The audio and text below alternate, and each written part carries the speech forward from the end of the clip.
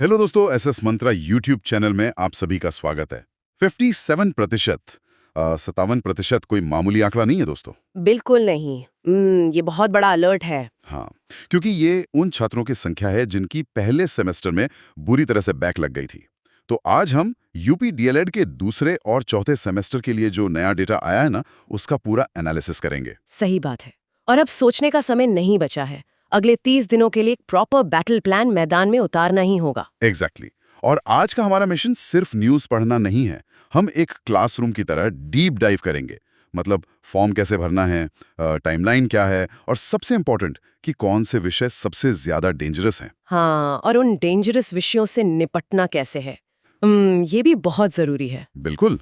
तो अब घड़ियां खत्म हो गई हैं। कोई फालतू बात नहीं होगी आज, सिर्फ सॉलिड डेटा और एक्शन प्लान पर फोकस करेंगे। तो सबसे पहले उस प्रोसेस से शुरू करते हैं जहां से इस पूरी परीक्षा की शुरुआत होती है, मतलब परीक्षा फॉर्म की जानकारी। हाँ, तो जो ऑफिशियल डिटेल्स आई हैं, उसके हिसाब से फॉर्म 7 अप्रैल से 15 अप्रैल के बीच कॉलेज द्वारा भरे जाएंगे।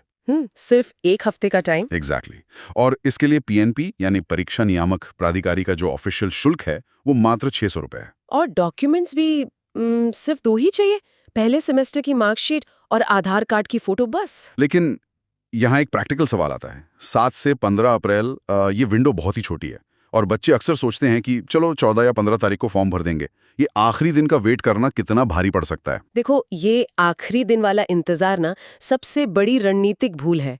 तकनीकी तौर पर देखें तो लास्ट मोमेंट पर सर्वर क्रैश होना बहुत आम बात है। हाँ, वो तो है, वेबसाइट्स अक्सर डाउन हो जाती हैं। बिल्कुल। और मान लो मार्कशीट का प्रिंट साफ नहीं है या आधार कार्ड में कोई गलती निकल आए, तो उसे ठीक कराने का टाइम ही नहीं बचेगा।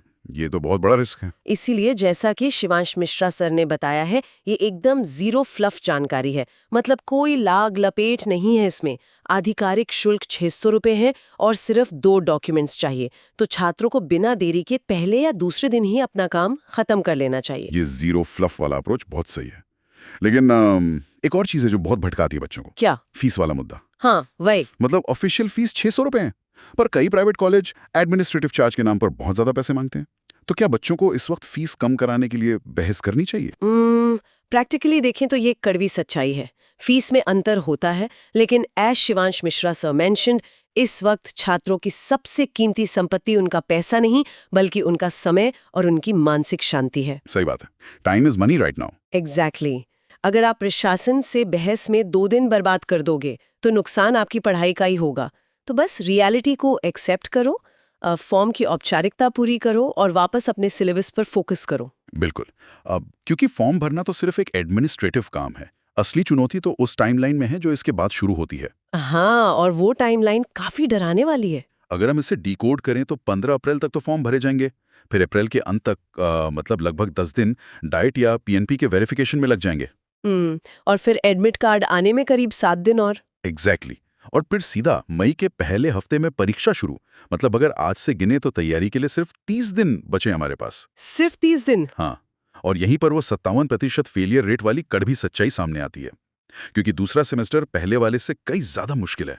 बहुत ज्यादा मुश्किल है। फोन को एक पुरानी जंग लगी चाबी से खोलने की कोशिश कर रहे हो। अरे वाह, ये एनालॉजी एकदम सटीक है। है ना? ताला बदल चुका है। अगर बच्चे अभी भी अपनी उसी सुषुप्त अवस्था में रहें तो रिजल्ट बहुत खराब हो सकता है। Rightly said. Shivansh Mishra sir ने भी इसी कड़वी सच्चाई को सामने रखा है कि अगर छात्र अभी भी सुषुप्त अवस्था से बाहर नहीं आए तो परिणाम गंभीर हो सकते हैं। बिल्कुल। ये 30 दिन का समय आराम से सोने का नहीं है, बल्कि एक बहुत ही अग्रेसिव रणनीति बनाने का है, क्योंकि डीएलएड का सिलेबस अब सिर्फ रटने वाला नहीं रहा है। तो अब सवाल यह है कि इन 30 दिनों में हम अटैक कहाँ करें?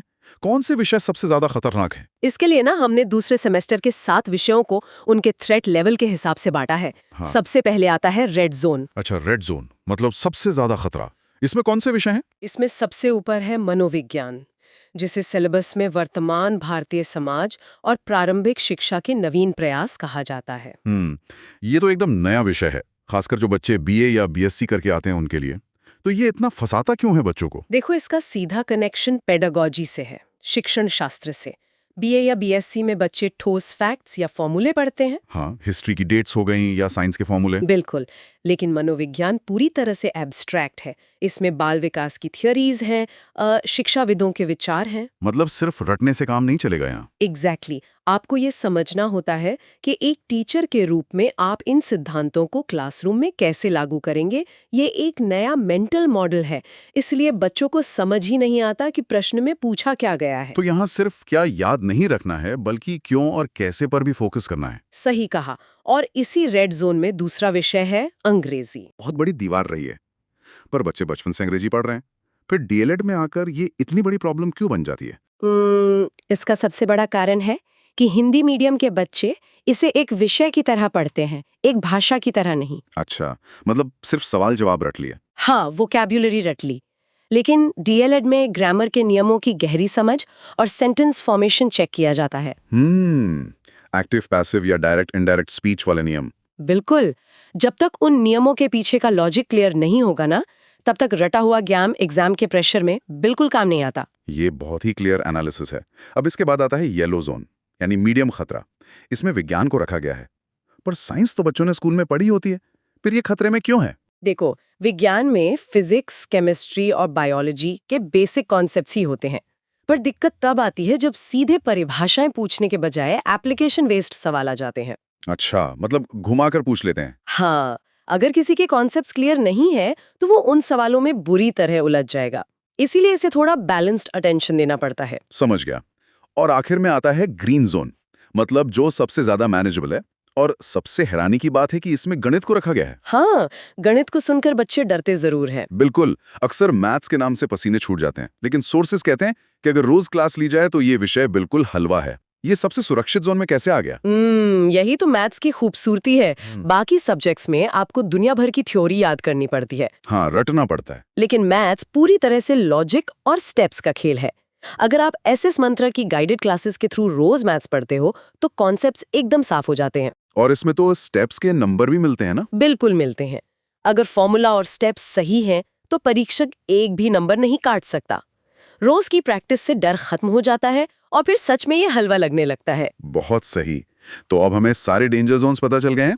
रणनीति एकदम वाटर टाइट है, एकदम सॉलिड है। लेकिन जाते जाते मैं एक बड़ा पर्सपेक्टिव देना चाहता हूँ।